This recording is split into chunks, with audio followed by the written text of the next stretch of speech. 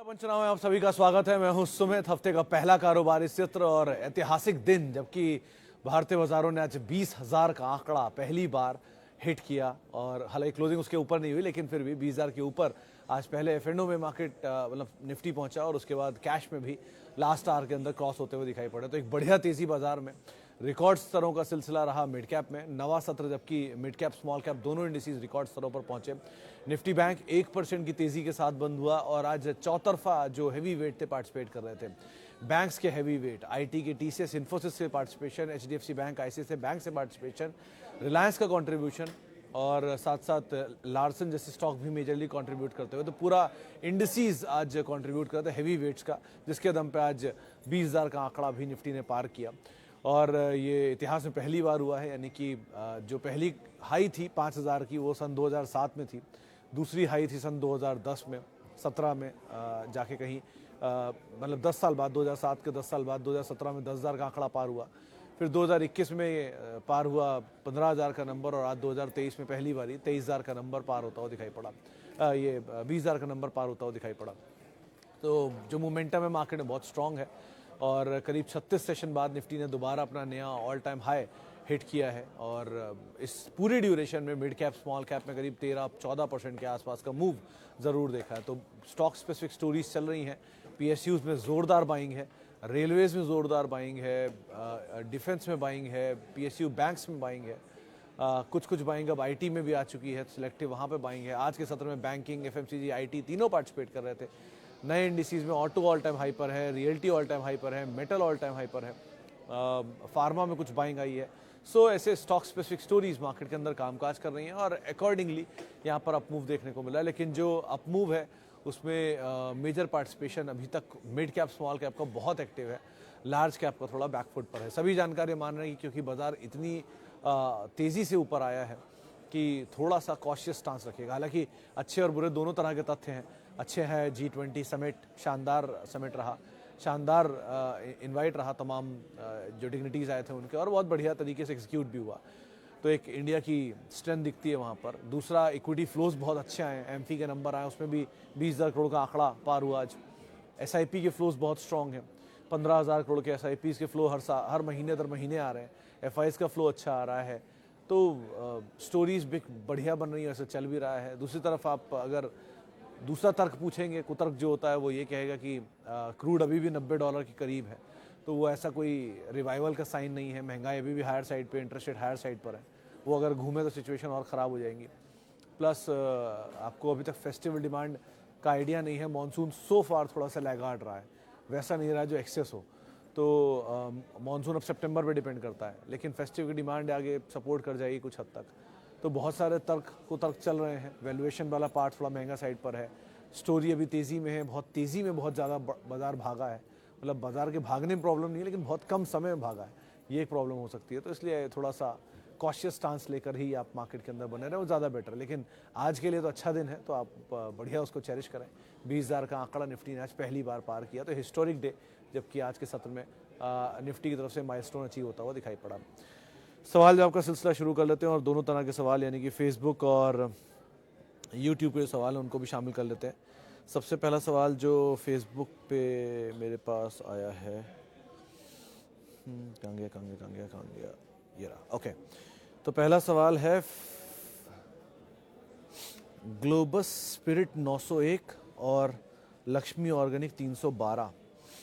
अरुजित, लक्ष्मी में तो बने रह सकते हो आप, क्योंकि चला नहीं है हाल फिलहाल में बिल्कुल भी। ये बहुत मतलब जिस तरह से गिरा था, ये नंबर स्टेबल हुए लास्ट क्वार्टर में। पहले क्वार्टर में तो मतलब इससे पहले वाले क्वार्टर में तो वीक नंबर थे, लास्ट क्वार्टर में नंबर थोड़े बेटर हुए और केमिकल की स्टोरी थोड़ी सी स्टेबल हुई है।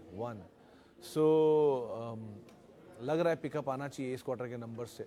तो जो भी केमिकल कंपनियां थी, एसआरएफ हुई या फिर जुबिलेंट इंग्रेविया हुई, सुदर्शन केमिकल हुई या बाकी ऑर्गेनिक कंपनीज हुई, बालाजी अमाइंस एंड ऑल, तो इन सब में तो नंबर्स में रिवाइवल दिख ही रहा है। तो लक्ष्मी के भी नंबर में रिवाइवल है, होल्ड कर सकते हो आप इसको अभी तो। One second is your globus के केस में सर अभी तक की डिमांड वीक रहती है आमतौर पे। राजस्थान बेस्ड कंपनी है, जो IMIL है उसकी सप्लायर है, प्लस बॉटलर है कुछ बड़ी कंपनियों की। तो अभी जो डिमांड रहती है इस पीरियड में वो कमज़ोर रहती है बारिश वाले में। क्योंकि सेकेंड हाफ से पिकअप करती है, पोस्ट सावन, पोस्ट फेस्टिव डिमांड जैसे से पिकअप आ रही, ईयर एंडर आना शुरू होगा, तब डिमांड में तेज़ी आती है। तो अभी तो नंबर्स वीक है। अभी किसी ब्रोकरेज की इनक्रेड की शायद रिपोर्ट थी, 1550 के टारगेट उन्होंने दिए थे, 1600 या 1550 के। तो वैसे भी इस पर नज़रिया तो बुलिश है, लेकिन डाउन साइड लिमिटेड है। बट अगेन एक ही चीज़ है जो केवियट है इस समय सारी स्टॉक रिकमेंडेशन से सलाहों पर कि बाज़ार बहुत चला है, तो किसी दिन अगर घूमा तो मिड कैप स्मॉल कैप ही सबसे ज़्यादा चले हैं, तो उन्हीं पे सबसे पहले असर भी आएगा। सो ज़रा ध्यान संभल कर ही रखिएगा। सिचुएशन ऐसी है कि आप रात में गाड़ी चला रहे हैं और सडनली कुछ सामने आएगा, तो वो सबसे कॉशियस तरीका होता है गाड़ी चलाने का। उस समय लगता नहीं है, लेकिन सबसे कॉशियस होता वही समय है। तो बड़ा कॉशियसली अप्रोच रखिएगा मार्केट की। फ्री होकर चलने का समय अभी नहीं है बाज़ार में।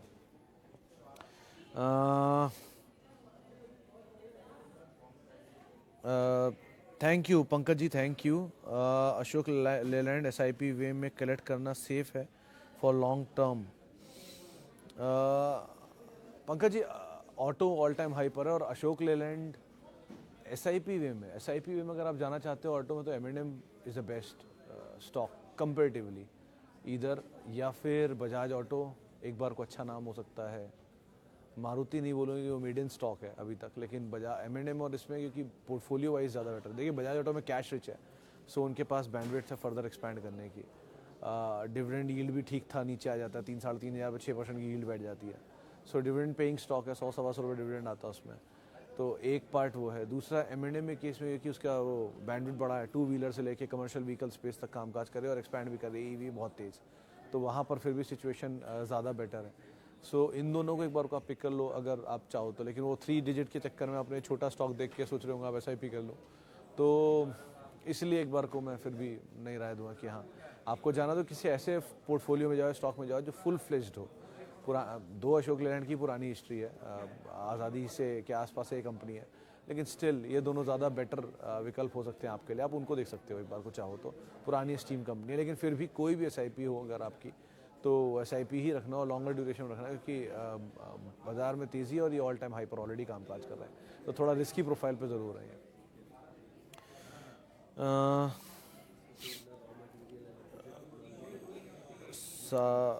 क्या टाटा कॉम 950 की पिप 200 शेयर लिए हैं, होल्ड करूं या प्रॉफिट बुक करूं?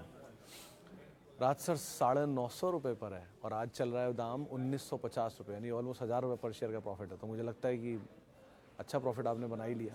ये वैसे मैं उसी समय से ही बोल रहा हूँ 800-900 रुपये से कि ये स्टॉक चलना चाहिए। मेरा कन्विक्शन तो कहता है 5 डिजिट का स्टॉक होना चाहिए, लेकिन it's too early to say anything, क्योंकि नंबर बहुत अच्छे हैं इसके। उस समय लेने का ट्रिगर एक ही था कि जो कंपनी की प्रॉफिटेबिलिटी थी वो टाटा एलेक्सी से 3 गुना थी, इक्विटी साइज टाटा एलेक्सी से 2 गुना था। तो अंदाज़ा ये लगा रहा था कि अगर ये चला तो इतना दाम तो दे देगा कि यहाँ से डबल हो जाएगा, और वो टाटा कम्युनिकेशन ने दे भी दिया। अब टाटा कम्युनिकेशन ने नया टाइप किया है NVIDIA से, और वो भी AI को लेके है। कंपनी अच्छी, ग्रुप अच्छा, और आपके पास खोने के लिए बहुत कुछ अब है नहीं, क्योंकि डबल हो चुकी है आपकी पोजीशन ऑलरेडी। एक काम आप फिर भी कर सकते हो कि आप 50 शेयर बेच दो से फॉर एग्जांपल, तो आपका आधा कैपिटल निकल आएगा, और यहाँ से अगर 400-500 रुपये और चला गया ऊपर, तो आधा कैपिटल और निकाल लेना अपना 50 शेयर बेच के, और बाकी के 100 शेयर आपके लिए हमेशा के लिए फ्री हो जाएंगे फिर। तो आप वो हमेशा के फ्री शेयरों के साथ बने रह सकते हो। It's a quality asset to own one. Dividend paying company है और बढ़िया डिविडेंड देती है, ऐसा भी नहीं खराब डिविडेंड है, 25-26 रुपये पर शेयर का डिविडेंड आता है। और इस तेज़ी में आपने जो 900 रुपये से लेके 1900 1950 तक का सफ़र देखा है, इसमें 4 बार वो 25-25 रुपये डिविडेंड दे भी चुकी है, तो करीब करीब आपकी कॉस्ट और 100 रुपये कम हो गई है। तो ये आप अंदाज़ा लगा लो कि आपको ऑलरेडी कैपिटल रिलीज़ हो चुका है आपका फ्री।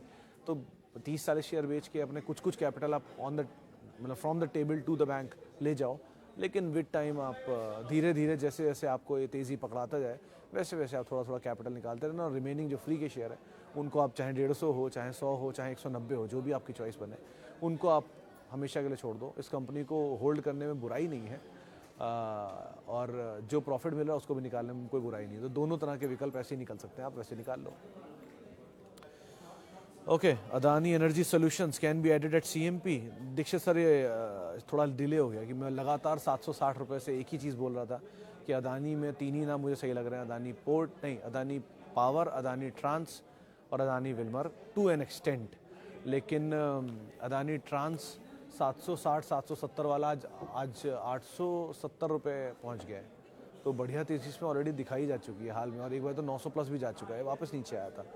तो दूसरा मौका भी देकर चल दिया है। 800 रुपये आया था, उसके बाद 900 रुपये, 910, 920 छू के 800 रुपये, और 800 के बाद दोबारा 870 आया। तो आप ऑलरेडी बड़ी तेज़ी का एक बड़ा हिस्सा तो मिस कर ही चुके हो। बाकी योर कॉल, लेकिन स्टॉप लॉस जैसे आप दूर होते जाओगे, स्टॉप लॉस आपका 760 ही रहेगा। 750 स्टॉप लॉस आपको आज भी एंटर करना है, कर दो, कोई रिस्क नहीं है, बट 750 आपका स्टॉप लॉस होगा ही होगा। 750 इसलिए क्योंकि 760 पे GQG की हैवी बाइंग है, हेफ्टी बाइंग है। तो अगर वो लेवल आया है और वहाँ पर इंस्टीट्यूशनल इन्वेस्टर जा सकते हैं, तो आपको लेने में प्रॉब्लम नहीं होनी चाहिए। और अदानी पावर और पोर्ट में प्रोमोटर लगातार बाय कर रहे हैं। कल भी उनकी तरफ से एक बाय आया है। तो सिचुएशन साउंड है। अदानी पावर में तो इनफैक्ट EBITDA बहुत स्ट्रॉन्ग था लास्ट क्वार्टर का, जो मैं रीइटरेट करता हूँ बार बार। तो नंबर सपोर्टिव है, ट्रांस के भी और पावर के भी। और विल्मर के नंबर लॉस मेकिंग है, लेकिन ठीक है, वहाँ पर भी पिकअप आ जाना चाहिए। सेकंड हाफ ऑफ फाइनेंशियल में कमेंट्री बहुत स्ट्रॉन्ग थी, तो इसलिए देखते हैं कैसे चलता है वहाँ की सिचुएशन। बट अभी के लिए थोड़ा रिस्की प्रोफाइल बढ़ गया। स्टॉप लॉस 750 ही रहेगा आपका। Lock in period of expires of new IPO SBFC Finance, what does it signifies? Chinmay sir, दो चीज़ें हैं, दो अलग अलग सवाल हैं। क्योंकि आपके पहला, कोई भी IPO का लॉक इन पीरियड ख़त्म होता है पहले महीने में, तो वो जाते हैं जो प्री IPO में निवेशित रहते हैं। फिर धीरे धीरे सबका लॉक इन विद टाइम ख़त्म होता है। जो इंस्टीट्यूट्स का होता है या फिर जो एंकर इन्वेस्टर का होता है, उनकी ख़त्म होने लगती है 1 साल के अंदर। तो अगर 1 साल में उनका इन्वेस्टर पीरियड ख़त्म हुआ है तो अपना माल बेचेंगे। तो जब वो माल बेचेंगे तो कोई ना कोई तो खरीदेगा ही। अब क्योंकि इतनी बड़ी हेफ्टी क्वांटिटी बिकती है, 1-2 शेयर तो होते नहीं है, इन करोड़ शेयर होते हैं। तो इतनी बड़ी क्वांटिटी के शेयर जब बिकेंगे तो कोई ना कोई म्यूचुअल फंड ही सामने से उसे बाय करने आएगा। तो इसलिए वो म्यूचुअल फंड की तरफ से बाइंग आपको दिखाई पड़ रही है, क्योंकि वो चेंज ऑफ हैंड है। एक एंकर इन्वेस्टर निकल रहा है और दूसरी तरफ से म्यूचुअल फंड उसे बाय कर रहे हैं। सो इसको ऐसे मत सोचें कि म्यूचुअल फंड होल्डिंग बढ़ा रहा है। ये ऐसे हो रहा है कि किसी एंकर इन्वेस्टर के निकलने की वजह से या किसी एग्जिस्टिंग इन्वेस्टर के निकलने की वजह से कोई म्यूचुअल फंड उसके अंदर पोजीशंस ले रहा है। अब क्वालिटी ऑफ म्यूचुअल फंड कौन है वो डिपेंड करता है। अगर कोई बढ़िया म्यूचुअल फंड ले रहा है तो आप आराम से इसके अंदर बने रहिए। लेकिन अगर कोई बड़ा नाम निकल रहा है और छोटा नाम ले रहा है, कोई विदेशी फंड निकल रहा है, कोई डोमेस्टिक फंड ले रहा है, इस तरह की सिचुएशन बन रही है, तो फिर अवॉइड ही कर लीजिए। ये एक सिग्निफिकेंस हो सकती है। लेकिन अभी भी क्योंकि बाजार की तेज़ी है और इस तेज़ी को सबसे ज़्यादा इनकैश किया है प्रमोटर्स ने, सबसे ज़्यादा इनकैश किया है बड़े बड़े फंड्स ने। क्योंकि इस तेज़ी में प्रमोटर माल बेच रहा है, और प्रमोटर माल बेच रहा है तो वो कुछ सोच के बेच रहा होगा। प्रमोटर ऐसे माल नहीं बेचता। आपको अगर 100 रुपये पे कोई चीज़ बिकी है, मान ली किसी ने 50 रुपये में लिया था और 150 रुपये में बेच गया वो, और 150 रुपये में बेचने के बाद शेयर 200 रुपये हो गया, और आपको लगता है कि नहीं वो गलत हो गया। नहीं, वो गलत नहीं है। उसने कुछ सोच के ही 150 रुपये में एग्जिट किया और आपको 50 रुपये का रूम और दे रहा है कि आप कोशिश कर लो, वहाँ पर भी निकल सकते हो, निकल जाओगे। यहाँ से अब अपसाइड लिमिटेड होता जा रहा है, डाउनसाइड लिमिटेड नहीं है। हर तेज़ी में अपसाइड कैप्ड होता है, हर मंदी में डाउनसाइड कैप्ड होता है। आपके पास रिस्क लेने के लिए डाउनसाइड में पोटेंशियल ज़्यादा होता है, अपसाइड में रिवॉर्ड लेने के लिए पोटेंशियल ज़्यादा होता है। तो अब वो रात की ड्राइव शुरू हो गई जहाँ कभी भी कुछ भी आएगा सडनली, और सडन एक्सीडेंट होते हैं ब्रेक नहीं लगे तो इसीलिए अब आप बिल्कुल रिस्की जोन में आ चुके हो। वो सीमलेस रोड जो थी ना, वो मंदी थी। सीमलेस रोड तेज़ी कभी नहीं होती है। ये तेज़ी सीमलेस रोड की जो दिख रही है आपको, हर रोज़ आओ 1000 पॉइंट चढ़ाओ, हर रोज़ आओ 500 पॉइंट चढ़ाओ, हर रोज़ आओ मिड गैप नया हाई बनाओ।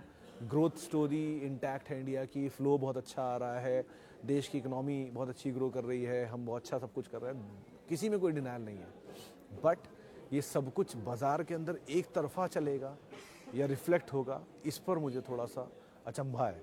ये बाज़ार कभी एक तरफा नहीं चलता, वो झटके ले लेके चलता है। तो जब झटका देगा तो मंदी में आप फंस सकते हो, अगर आपका एपेटाइट नहीं है तो। आपको लगता है कि नहीं लॉन्ग टर्म स्टोरी है, आई fill it and forget it, तो फिर तो बात ही खत्म हो गई, फिर तो मतलब ही नहीं बनता आपको देखने का भी। लेकिन अगर आप वो बीच बीच के भाव को भी खाते हो और आप थोड़ा सा भाव लेके घबरा जाते हो, तो फिर ये सिचुएशन अगर आई तो टेंशन भी हो सकती है। और कई बार जब फंसते हैं तो बहुत लंबा फंस जाते हैं। मतलब इसका एग्जाम्पल आपको मैं ऐसे ही दे देता हूँ कि आपको अदानी के शेयर आज तेज दिख रहे हैं, लेकिन कुछ ऐसे भी हैं जिनके बाद अदानी के ऊपर के शेयर पड़े हैं, जिनको 2-2 साल से भाव नहीं आए। सो दोनों तरह के निवेशक हैं बाज़ार में, तो उनसे भी हाल समझ ली कैसा देखा उन्होंने। यही तेज़ी उन्होंने अदानी में देखी थी, वही तेज़ी आज वो फंस गई है। और कभी भी जब बाजार नीचे आएगा तो बुरी खबरों के साथ ही आएगा, अच्छी खबरों में नीचे नहीं आता। अच्छी खबरों में सिर्फ तेज़ी दिखाता है। तो अभी अच्छी खबरें एंजॉय करिए, लेकिन थोड़ा कॉशियस स्टांस रखिएगा। ब्रेक पे पैर रहना ही चाहिए अब आपका, किसी भी दिन लगाना पड़ सकता है आपको।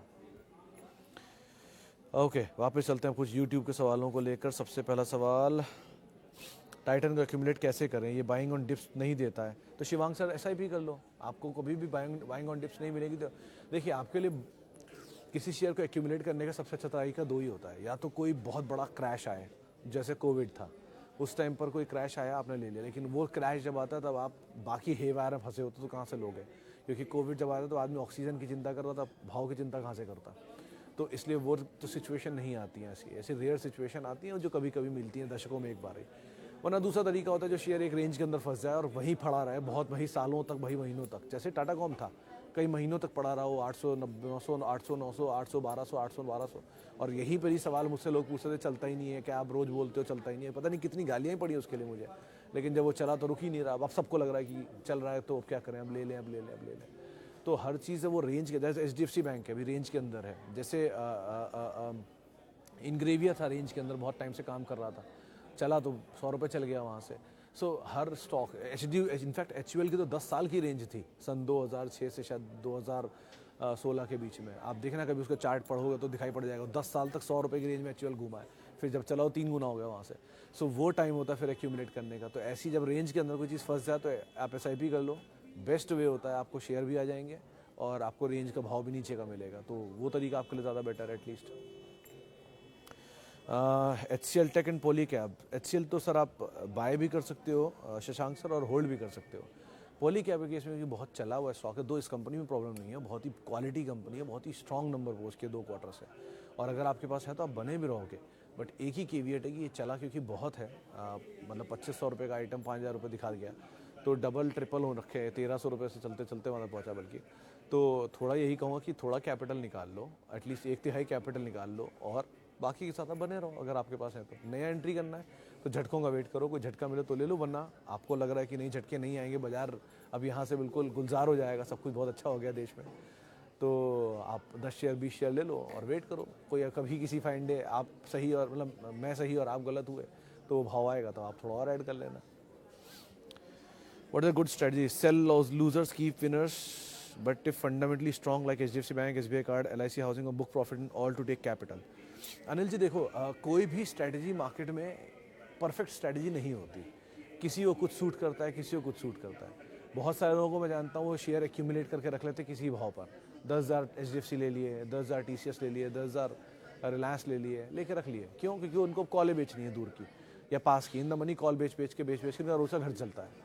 तो ऐसा भी काम करते हैं कुछ लोग सिर्फ डिविडेंड खाते हैं, कुछ लोग सिर्फ PSU में पैसा डालते हैं, उनको ट्रस्ट ही नहीं है मार्केट में, उनको सिर्फ डिविडेंड चाहिए होता है PSU का। आपके केस में इतनी चीज़ सजेस्ट कर सकता हूँ क्योंकि आपको पैसा बन रहा है तो थोड़ा पैसा टेबल से ले लो। अभी आप ऐसे समझो कि जब कोविड शुरू हुआ था तब 4 करोड़ इन्वेस्टर थे, जब कोविड खत्म हुआ तो 12 करोड़ इन्वेस्टर आ गए, मतलब 8 करोड़ जुड़ गए। तो 8 करोड़ ने भी वो कोविड से पहले की मंदी देखी ही नहीं है, 2008 की मंदी, 2012 की मंदी, 2004 की मंदी, और लोग कहते हैं ऐसी मंदी नहीं आएगी। फेयर एनफ, मैं भी चाहता हूँ ना आए, लेकिन अगर आ गई तो, मान ली किसी शेयर में आ गई तो, सत्यम जैसा कुछ हो गया तो आप क्या करोगे? सो कुछ पैसा तो हमेशा टेबल से लेते रहा करो और कैपिटल निकालते रहा करो, फ्री का शेयर रखते रहा करो। फ्री के शेयर अगर 50,000 भी रख लोगे ना, टाइप्स ऑफ शेयर, तो भी कोई प्रॉब्लम नहीं है, 2 इतने हैं नहीं, लेकिन मान लो आपने 500 शेयर भी फ्री के टाइप के ऐसे ऐसे रख लिए, 2 शेयर 5 शेयर, 2 शेयर 5 शेयर, और किसी फाइन डे आपको पुराना भाव आपको दिख गया, फिर एंटर कर जाना। लेकिन तब तक के लिए आप कैपिटल तो एटलीस्ट निकालते चलो, क्योंकि कैपिटल ही सब कुछ है। पहली प्रायोरिटी पहले दिन से इसी प्लेटफॉर्म पे एक ही बोल रहा हूँ, कैपिटल निकालते चलो, कैपिटल निकालते चलो। आज भी यही बोल रहा हूँ, कैपिटल निकालते चलो। बाजार तेज़ी में है, फ्री का शेयर रखो, कैपिटल निकालते चलो। With time you will realize कि how you have made a good portfolio with these free shares. Say for example आपने 1400 रुपये में पॉलीकैब लिया होता, 2800 में आपने आधा ही बेच दिया होता। मान लो 100 शेयर ही होते और 50 बेच दिए होते, 50 रख लिए होते, तो वो 1400 के पीछे पड़े हुए 50 शेयर आज आपके पास 5,000 रुपये के 50 शेयर होते हैं, और वो उनको आप नहीं भी देखोगे फ़र्क नहीं पड़ता, तो फ्री के ही हैं। वो कल को 10,000 भी हो जाएंगे तो भी क्या ही फ़र्क पड़ रहा है, आपको तो फ्री के ही शेयर है। सो विद टाइम आपका पोर्टफोलियो बनता जा रहा है, आप कैपिटल तो निकल ही चुका है, फ्री का आइटम भी रखे बैठे हो। सो ऐसा टाइप का कुछ 1-2 भी स्ट्राइक कर गया ना, आपका पूरा पोर्टफोलियो खींच देगा। तो इसलिए आराम से इस तरह की रणनीति फॉलो करो। बाकी what ever suits you well, do it that accordingly. आपकी सिचुएशन से मैं वाकिफ़ नहीं हूँ, आप मेरी सिचुएशन से वाकिफ़ नहीं है। सो आपको जो सूट करे आप वो करिए। सर सबकी अपनी ढपली, सबका अपना राग है, तो आपको जो सूट करे आप वो बजाओ। ओके, LIC केस में सर अभी तो आप होल्ड ही करो शशांक सर, क्योंकि चला है नहीं PSU की तेज़ी में भी, तो मेरे ख्याल से चलना चाहिए ये और IRCTC। अब मुझे लग रहा है कि इनमें तेज़ी आनी चाहिए, क्योंकि ये ऑलरेडी बहुत समय दे चुके हैं अपनी जगह पर, तो थोड़ा बहुत भी पिकअप आया तो अपमूव मिलना चाहिए। तो अब बने रहो दोनों में, कोई खास रिस्क है नहीं इसमें, खोने के लिए बहुत कुछ नहीं है यहाँ पर एटलीस्ट। SIP कंटिन्यू रखें मिड स्मॉल कैप में, डिपेंड धर्मराज जी, आपने किस तरह के फ्लो रखे हुए हैं, कब से आप ले रहे हो। आपने 4 महीने पहले SIP शुरू किए तो आप कर ही क्या सकते हो। आपने 4 साल पहले SIP शुरू किया तो थोड़ा पैसा भी निकाल लो। आपने 20 साल के लिए SIP कर रखी है तो भी आप बने रहोगे। आपकी SIP किसी फंड में है, म्यूचुअल फंड की क्वालिटी में, और NAV 3 गुना 5 गुना हो चुकी है, तो थोड़ा पैसा निकाल भी लेना चाहिए। तो बहुत कुछ डिपेंड करता है सर आपके ऊपर, मैं कैसे बता दूं क्या करो। बट एक ही चीज़ बोलूँगा कि कैपिटल निकाल लो, जैसे भी करके निकालना हो निकाल लो। और SIP जहां आपको लगे थोड़ा रिस्की आ गया है, बाज़ार बहुत तेज़ हो गया है, हर आदमी आपको कहानी सुना रहा रखे बाज़ार की, और मतलब हमारे यहाँ जो पुरानी सेइंग थी कि जिस दिन जनरल न्यूज़ चैनल कवर कर ले बाज़ार की तेज़ी, उस दिन बाज़ार टॉप बनाता है, और जिस दिन जनरल न्यूज़ चैनल बाज़ार की मंदी कवर कर ले उस दिन बॉटम बन जाता है। अदानी केस में ऐसा ही हुआ था, क्योंकि तो लेकिन फिर भी ये मिथ को आप गलत भी साफ सोच सकते हो, मतलब एक वन ऑफ द मिथ है ये। लेकिन आप फिर भी ये कर सकते हो कि जब आपकी तेज़ी होगी तो अपनी SIP का साइज़ घटा लो। से फॉर एग्जांपल आप 5,000 रुपये पर मंथ की SIP करो तो आप उसे घटा के 2,000 कर दो। SIP तब भी चलती रहेगी बट साइज़ घट जाएगा, तो आपकी यूनिट्स कम आएंगी जब तेज़ी होगी तब। और जब मंदी आ जाएगी फिर वापस हो, या थोड़ा रेंज में आ जाए मार्केट, फिर SIP का फ्लो बढ़ा दो, डबल कर दो, इनफैक्ट 10,000 कर दो। तो ऐसा भी कुछ कर सकते हो। तो मतलब केस टू केस बेसिस पे डिपेंड करता है। सर बर्जर पेंट में 100 शेयर है 548 पर। हाँ सर विशाल जी, पोर्टफोलियो बनाने में सही में बहुत समय लगता है। बोला ना, एक अच्छा पोर्टफोलियो बनने में 10 साल लगते हैं, जिसको भी जल्दी हो से 20 साल लगेंगे। क्लीन है ये रूल, क्योंकि 10 साल तो ये समझने में लग जाएंगे कि 10 ही साल लगते हैं। तो आपको कितनी भी जल्दी कर लो, होना वही है जो समय अपने हिसाब से चलेगा, तो अकॉर्डिंगली आप कर लो। चलिए अब फिलहाल इतने सवालों को शामिल करूंगा। माफ़ी उन सभी लोगों से जिनसे बातचीत नहीं हो पाई। बहुत बहुत शुक्रिया उन सभी लोगों का जिन्होंने सवाल पूछे। आपसे मुलाकात होगी अब कल मंगलवार के दिन। बाज़ार ऑल टाइम हाई पर है, एंजॉय करें उसको, लेकिन always enjoy everything with safety. तो ये भी थोड़ा सेफ होने का तरीका है। और बाकी आप मेरे साथ जुड़ सकते हैं @सुमित रिसर्च मेरा ट्विटर हैंडल है। और किसी भी निवेश से पहले अपने वित्तीय सलाहकार की राय ज़रूर ले लें। आप सवाल पूछ सकते हैं फेसबुक और यूट्यूब पेज पे रोज़ 3:30 बजे। नमस्कार।